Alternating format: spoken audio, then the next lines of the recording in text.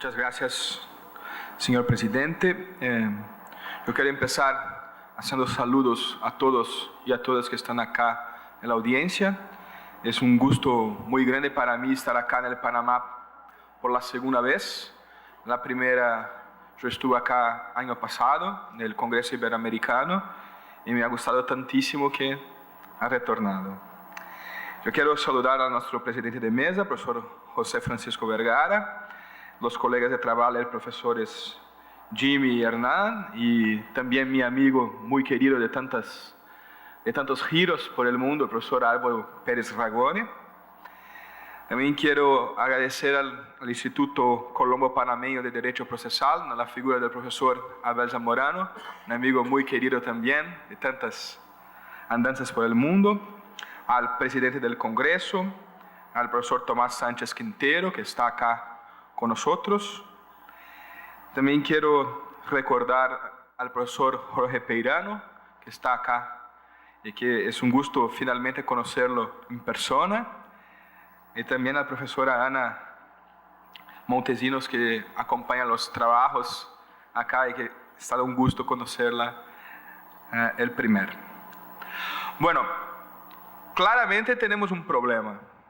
Y para este problema yo tengo a todos ustedes una propuesta y una promesa. Yo voy a hablar sobre la tutela de los derechos como el fin del proceso civil en el Estado constitucional. Una ponencia muy cercana de la ponencia del profesor Ragone. Pero tenemos un problema. Y el problema es ya manifiesto. Yo tengo una proposta. La minha proposta é pedir a todos ustedes um voto de confiança, porque claramente eu não hablo espanhol. O pior é que tampouco hablo um portuñol. Eu mezclo um pouco lo que é minha versão personal de meu ítalo-portuñol. Então, desculpa a todos já de início, pero eu quero me esforçar para que podamos conversar um pouco. E a minha promessa, já que não posso falar bem na língua de Cervantes, del Rogelio Sinan, del Ricardo Miró, a minha promessa é que por lo menos, eu vou tentar ser breve. Eu vou falar pouco. Bueno, la primera cosa que debo decir a todos es cuál es el punto de vista. La tutela de los derechos como fin del proceso civil en el Estado constitucional claramente es un tema de teoría general del proceso. Es un tema que indaga a propósito del fin del proceso civil. Bueno, acá ya tenemos que nos preguntar de dónde yo voy a hablar. Yo voy a hablar de una perspectiva que es una perspectiva claramente victoriosa desde el punto de vista de los 900, de los siglos pasados, que es el punto de vista del derecho como fruto de la cultura. En el Panamá, en la Argentina, en el Chile, en Colombia, en los Estados Unidos, todos tenemos problemas con la justicia. Todos tenemos que pensar en técnicas procesales para solucionar problemas jurídicos. Muy bien. Todos tenemos que pensar problemas comunes. Este es un dado. Y si es verdad que la cultura del pueblo puede determinar diferentes maneras de resolver problemas, es también verdad que tenemos todos núcleos comunes de problemas que piden, a más las veces, soluciones también comunes. Yo voy a lembrar esto recordando ahora el caso brasileño. Este año tenemos la promulgación del nuevo Código de Proceso Civil brasileño. Una de las novedades del código es la adopción de lo que llamamos, o lo que el profesor Peirano llama y propone, como las cargas probatorias dinámicas. Es una teoría, una manera de ver el problema desde el punto de vista, desarrollado desde el punto de vista del derecho argentino por un jurista argentino. Ha sido adoptado en el Brasil, antes del código por la jurisprudencia. ¿Voy a cerrar los ojos? ¿O voy a ver si esta herramienta procesal es una herramienta buena y que resuelve los problemas que nosotros tenemos? Esta es una indagación importante. Cuanto más abierto yo estoy para el mundo, más el mundo puede dar soluciones a mis problemas. Entonces, esta es una ponencia que tiene un aspecto cultural y que no tiene por enderezo, que no tiene por objetivo reflexionar solamente sobre el proceso civil del Brasil o el proceso civil de la civil law, por así decir. Pero es una ponencia que tiene dudas a propósito del fin del proceso civil de nuestro tiempo. Bueno, la tutela de los derechos en el proceso civil del Estado constitucional. Para no tomar mucho tiempo, porque el Álvaro ya ha hablado un poco sobre él, yo voy a decir inicialmente que el nuevo Código de Proceso Civil brasileño adopta esta idea de la tutela de los derechos como fin del proceso civil en el Estado constitucional en dos puntos fundamentales. Al inicio, del artículo 6 del nuevo código, y al final del artículo 926. ¿Cómo yo puedo decir que la tutela de los derechos es el fin del proceso civil en el Estado constitucional? A partir de dos dimensiones fundamentales, a partir de dos perspectivas de análisis. La primera es aquella que llamamos de perspectiva particular. ¿Para qué sirve el proceso civil? ¿Cuál es la función del proceso civil? ¿Es la tutela de los derechos? Sí, pero la tutela de los derechos tiene dos dimensiones. La primera dimensión es: el proceso civil sirve a viabilizar, sirve para que el conflicto sea decidido por una decisión de mérito justa y efectiva en plazo razonable. Una decisión de mérito justa y efectiva en plazo razonable. Es esto que dice el Código brasileño, acá adoptando una serie de discusiones y tomando partido en una serie de discusiones sobre el fin del proceso civil que han tenido lugar en el siglo XX. Decisión de mérito justa y efectiva. Hay el problema de la verdad acá ubicado. Hay el problema de las técnicas procesales ejecutivas acá ubicado. Y hay también el problema de la proporcionalidad acá ubicado. El código dice: el fin del proceso civil es una decisión de mérito justa, efectiva, de mérito y prolatada en un plazo razonable. Mas dije más. Dije que hay un medio específico para que nosotros tenemos el poder de obtener esta decisión. ¿Y qué medio es este? El profesor Álvaro ya ha hablado también. El medio es la colaboración, la cooperación. El Código brasileño es muy claro a decir que la colaboración entre los participantes del proceso visa a obtener una decisión de mérito justa, efectiva y en plazo razonable. ¿De qué modo se dictará esta colaboración? Bueno, esto es un tema para una otra conferencia. Pero claramente hay un fin, decisión de mérito justa, efectiva, en plazo razonable, y hay un medio, colaboración. Si el proceso no es propiamente, como decía como decía la doctrina tedesca del siglo XX, una Arbeitsgemeinschaft, una comunidad de trabajo, porque claramente las partes quieren cosas distintas del proceso. Es cierto, porém, que hay un papel activo que el juez debe desempeñar, desarrollar en el proceso para que se pueda tener condiciones de obtener una decisión de mérito justa y efectiva.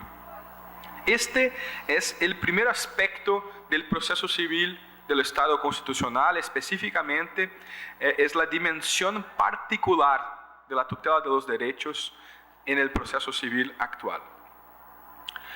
Pero claramente este no es el principal papel del proceso civil actual. Claramente no.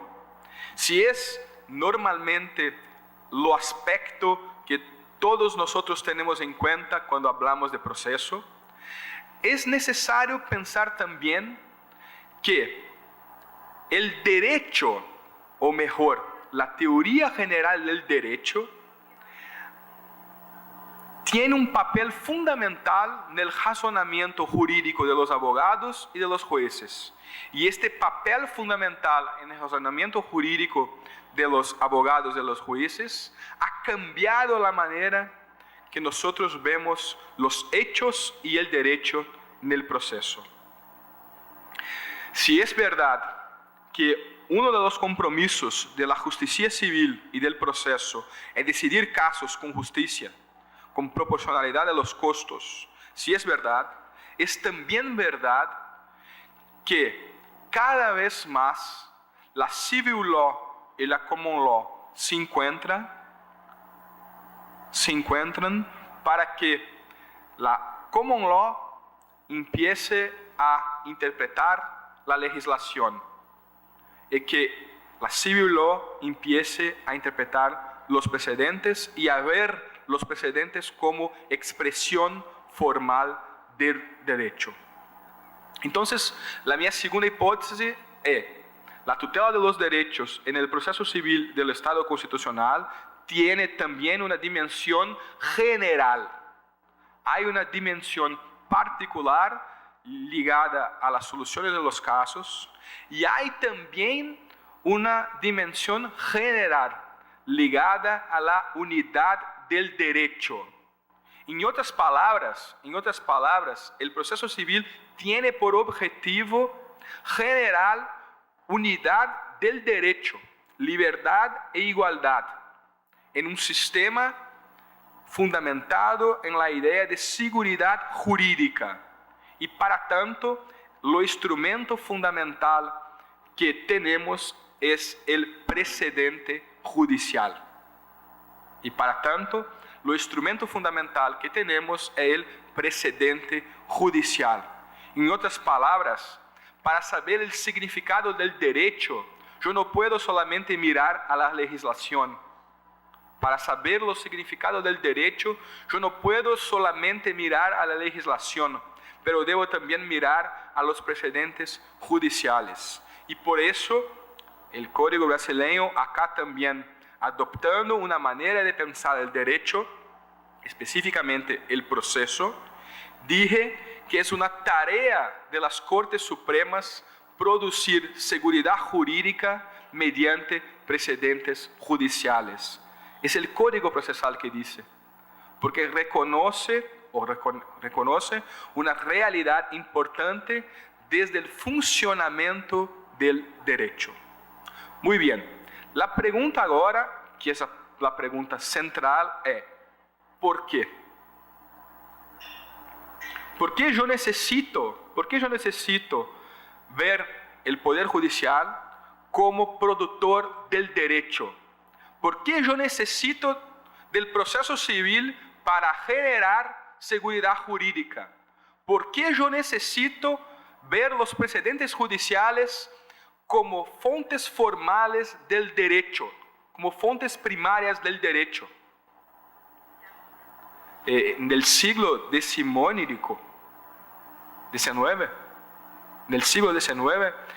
nosotros todos teníamos presente que bastaba la legislación, que el legislador hace la ley, la norma, y el Poder Judicial, el juez, simplesmente es la bouche de la loi. Simplesmente declara la norma para el caso concreto. En conclusión, el proceso civil solamente tenía por objetivo decidir casos concretos. ¿Por qué ahora esta manera de pensar cambió?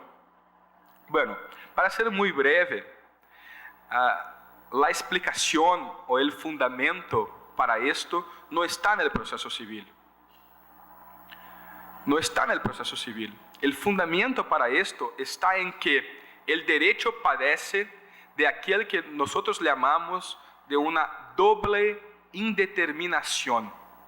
El derecho padece de una doble indeterminación.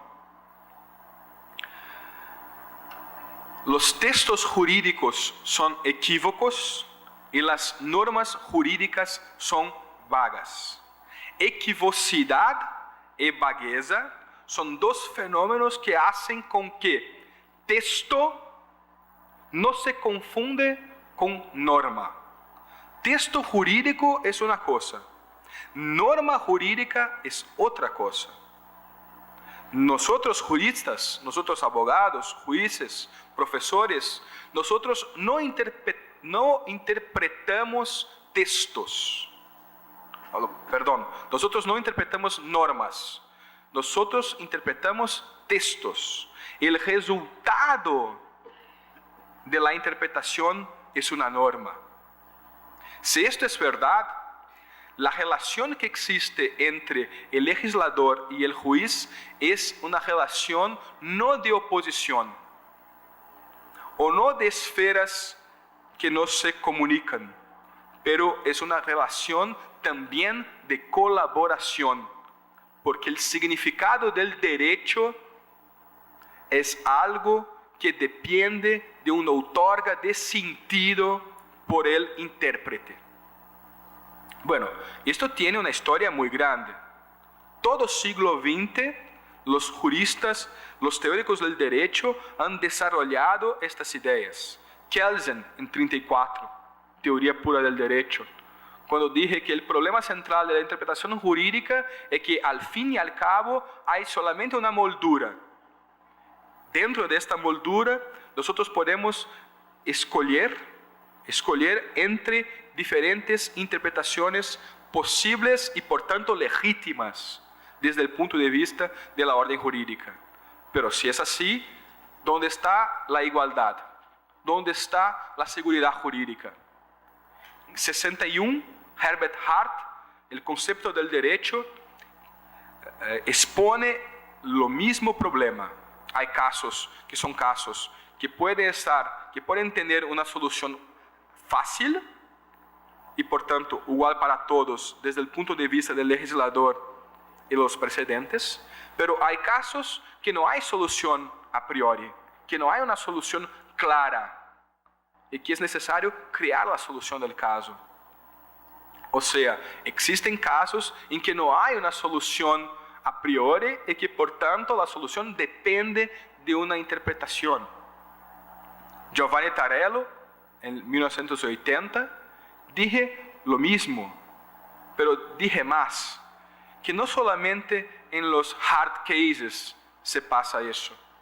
En verdad, todo texto jurídico es un texto equívoco y por tanto todo texto jurídico depende de interpretación para ser una norma. Y no por acaso, Bob Summers y Neil McCormick, en 91 y 97, hacen dos coletáneas importantes que se llaman Interpreting Statutes, Interpreting Precedents. ¿Para mostrar o qué? Para mostrar que en el proceso civil el problema no es solamente el caso. El problema no es solamente pensar en una justa solución del litigio con economía procesal, con apuración veritiera dei fatti. El problema del proceso civil no es solamente una decisión justa para las partes, pero también el problema del proceso civil es hacer con que tenemos todos la condición de ser tratados con igualdad perante la orden jurídica. Y por tanto, si queremos pensar para frente, si queremos pensar en el proceso civil que no promete solamente igualdad de todos perante la ley, si queremos pensar en un proceso civil capaz de proveer seguridad jurídica, tenemos que pensar un proceso civil más allá simplesmente de la decisión justa. Tenemos que pensar en un proceso civil como un medio para tutela de los derechos en particular y en general. Y en general pensando en las Cortes Supremas, en la unidad jurídica y el precedente judicial como expresión formal del derecho. Muchas gracias.